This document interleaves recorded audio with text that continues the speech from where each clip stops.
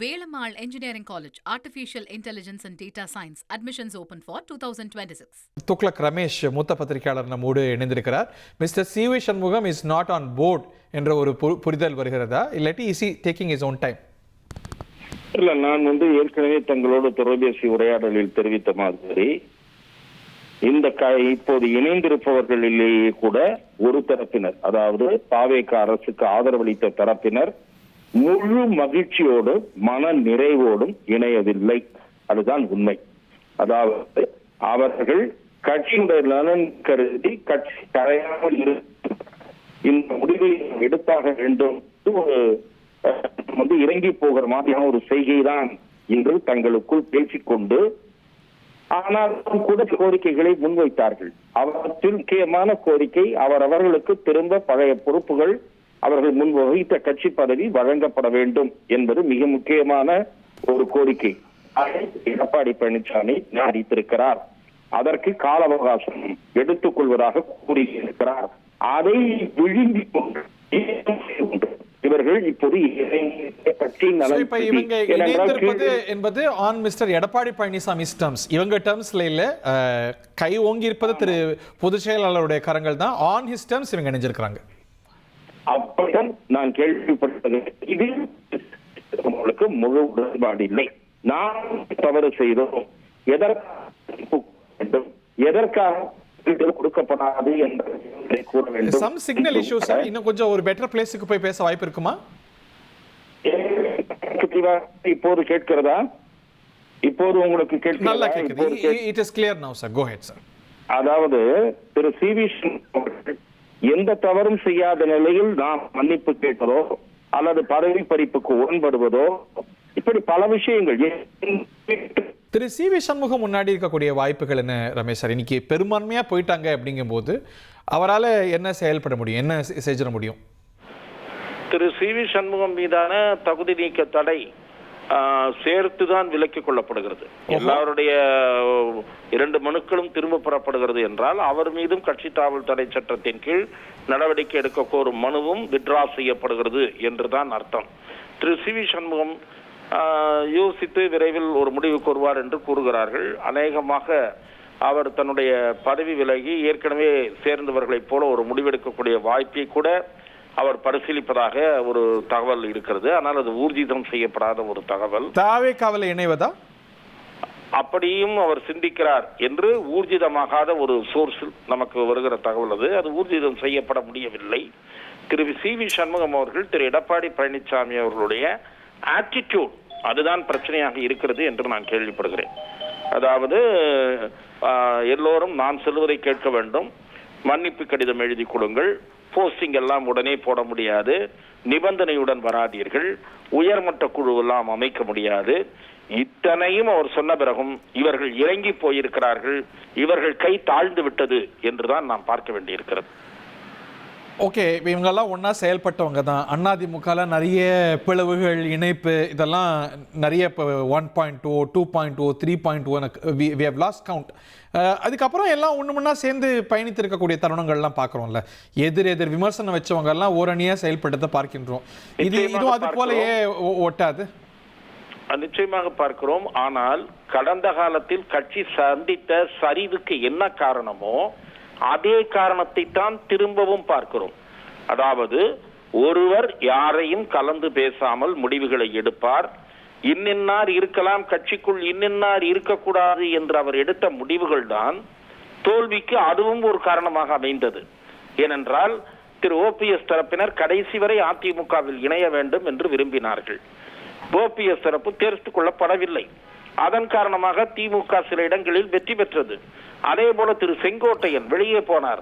செங்கோட்டையனே தோற்பார் என்று திரு எடப்பாடி பழனிசாமி கருதினார். வெற்றி பெற்று இன்றைக்கு இவர் எதிரில் அவர் அமைச்சராக உட்கார்ந்திருக்கிறார். இவர் 3வது இடத்தில் இருக்கிறார், சட்டசபையில் 2வது இடத்தில் இருக்கிறார். எதிர்கட்சி தலைவர் கூட கிடையாது, சாதாரண ஒரு கட்சியினுடைய குழு தலைவர், அவ்வளவுதான். ஆகவே இவர் போட்ட கணக்கெல்லாம் தவறாகிவிட்டது. விஜய் என்பவரை அவர் அலட்சியப்படுத்தினார். அவரெல்லாம் என்ன ஜெயிக்க முடியும் என்று எகத்தாளமாக பேசினார். ஆனால் இன்றைக்கு அவர் ஆட்சி பொறுப்பில் அமர்ந்திருக்கிறார். கடந்த காலங்களில் செய்த தவறு என்ன? திருமதி சசிகலா அவர்கள் 5 தொகுதிகளில் அதிமுகவின் தோல்விக்கு காரணமாக இருந்திருக்கிறார். இப்படி அடுத்தடுத்து செய்த தவறுகள் தான் தொடர்கின்றன என்பதைத்தான் இப்போதும் நாம் இந்த இணைப்பின் மூலம் பார்க்கிறோம். ஆகவே இதன் காரணமாக ஒட்டு வந்து விடுமா, உறவு வந்து விடுமா, அப்படியே கலந்து விடுவார்களா என்று கேட்டால் மனக்குமைச்சலோடு தான் பயணிப்பார்கள். பட் அது கடந்து போயிடாதா? நேரம் போல அரசியல்ல வேற அமர்ந்து இருக்க முடியுமா? முந்தின நாள் வரைக்கும் எதிரெதிராக பேசிய கட்சிகள்லாம் கூட்டணி வச்சதை பார்த்துருக்கோம். பரஸ்பரம் விமர்சிச்சவங்க ஒன்னா சேர்ந்து பயணிக்கிறத பார்த்துருக்கோம். அரசியல்ல இதெல்லாம் சகஜம் தானே? இவர்களுக்கு உரிய மரியாதை தரவில்லை அல்லது இவர்களுக்கு உரிய பொறுப்பு விரைவில் வழங்கவில்லை என்றால் இவர்களில் சிலர் வெளியே வரமாட்டார்கள் என்பதற்கு எந்த உத்தரவாதமும் கிடையாது. ஏனென்றால் இதெல்லாம் பார்த்து விட்டார்கள். மாறினால் பிறவி கிடைக்கும், சீட்டு கிடைக்கும் என்றால் மாறுவதற்கும் சிலர் தயாராவார்கள். ஆகவே இவர்களெல்லாம் அப்படியே பிடிப்போடு திரு எடப்பாடி பழனிசாமியை ஏற்றுக்கொண்டு அவர் ஆகச்சிறந்த தலைவர் என்று நம்பி போகவில்லை. சில சூழ்நிலைகளுக்காகவும் கட்டாயங்களுக்காகவும் போயிருக்கிறார்கள் என்றுதான் நான் பார்க்கிறேன். இல்ல, அவர்கள் மேல விமர்சனம் வைக்கிறாங்கல்ல, அரசனை நம்பி புருஷனை கைவிட்ட கதையா அவங்களுடைய செயல்பாடு இருக்கு. இப்போதைய சமீபத்திய திரு விஜய் அவர்களுடைய அணுகுமுறை, அதாவது இவர்களுக்கு ஏதோ ஆசை வார்த்தைகள் காட்டப்பட்டிருக்க வேண்டும், அதுதான் இப்போதைய சூழ்நிலைக்கு காரணம். அந்த ஆசை வார்த்தை காட்டப்படாமல் இவர்களை பற்றி மீடியாவில், காட்சி ஊடகத்திலும் சரி அச்சு ஊடகத்திலும் சரி வந்த செய்திகளை நாம் மறந்துவிட முடியாது. 5 பேருக்கு மந்திரி பதவியா அல்லது 7 பேருக்கு மந்திரி பதவியா என்றெல்லாம் பேசப்பட்டது. அப்போது திரு விஜய் தரப்பில் எந்த மறுப்பும் கூறப்படவில்லை. சாவகாசமாக 3 நாட்கள் கழித்து திரு ஆதவ் அர்ஜுனா அவர்கள் பிசிகாவுக்கும் முஸ்லிம் லீக் கட்சிக்கும் அழைப்பு விடுத்தவர். அன்று அவரிடம் நிருபர்கள் கேள்வி கேட்ட போது அன்றுதான் அதிமுக அணியை பற்றி சொன்னார். அவர்கள் எங்களோடு தோழமையோடு வந்திருப்பவர்கள் எதுவும் கேட்கவில்லை என்று அவர் சொன்ன செய்தி வேலுமணி தரப்புக்கு அதிர்ச்சியையும் ஏமாற்றத்தையும் அளித்தது என்பதை உள் விவரங்களை நன்கறிந்தவன் என்ற முறையில் நான் நன்றாக அதை உறுதியாக கூற முடியும். இப்போ அந்த கசப்பு இருக்குமாயின் இவர்கள் உட்பட அதிமுக தாவேகாவுக்கு எதிர் சக்தியாக, தாவேகாவை விமர்சிக்கக்கூடிய சக்தியாகத்தான் தொடரும் அப்படிங்கிறது தான் இயல்பான புரிதல். தாவேகாவுக்கு நிச்சயமாக அதிமுக கன்ஸ்ட்ரக்டிவ் அப்போசிஷனாக இருக்கும். அப்படி இருப்பது நல்லது என்பதுதான் என் பார்வை. ஓகே, ஸோ இப்போ இந்த எக்ஸோடஸ் அவங்க தடுத்து நிறுத்திட்டாங்கன்னு பார்க்குறதா? இப்போ இன்னைக்கு தாவேகாவுக்கு அடுத்தடுத்து 3 பேர் ராஜினாமா செஞ்சாங்க, அப்புறம் ஒருவர் ராஜினாமா செஞ்சார். இந்த எண்ணிக்கை 4ஓட நிறுத்தப்பட்டிருக்கு என்று பார்ப்பதா? இன்னமும் கூட சொல்லுகிறேன், நீங்கள் எந்த எக்ஸோடஸை இது ஓரளவு நிறுத்தும் என்றால் கீழே நகர செயலாளர், ஒன்றிய செயலாளர் என்று 1-2 பேர் தாவேகாவை நோக்கி நகர்ந்து விட்டார்கள். அந்த நகர்வுகள் ஓரளவுக்கு நிறுத்தப்படும். ஏனென்றால் இந்த திரும்ப போயிருக்கக்கூடிய அதிமுக முன்னணி தலைவர்கள் அந்த தடுப்பு நடவடிக்கைகளில் ஈடுபடுவார்கள். கட்சியின் கீழ்மட்ட அமைப்பில் சேதாரம் ஏற்படுவதை தடுக்கக்கூடிய நடவடிக்கைகளில் ஈடுபடுவார்கள்.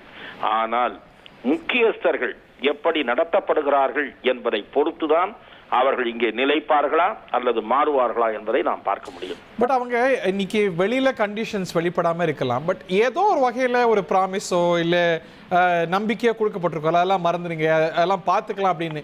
ஏன்னா இவர்களும் கூட அந்த உத்தரவாதமோ நம்பிக்கையோ இல்லாம உள்ள போய் சேருவாங்களா? ஏதோ ஒரு நம்பிக்கை அல்ல, அது பார்த்துக்கலாம், பின்னாடி பேசிக்கொள்ளலாம் என்று சொல்லப்பட்டிருக்கிறது. அடுத்த வாரம் பேசுவோம், அதை பற்றியெல்லாம் ஒரு பார அமர பேசுவோம் என்று இவர்களிடம் காரணம் கூறப்பட்டிருக்கிறது.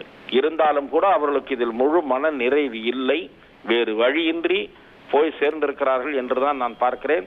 திரு சி.வி. சண்முகம் அவர்களை பொறுத்தவரை கொஞ்சம் உணர்ச்சி வசப்படக்கூடியவர், கொஞ்சம் வேகமாக இருக்கக்கூடியவர், தன்னுடைய மரியாதை இழக்கக்கூடாது என்று கருதக்கூடியவர்.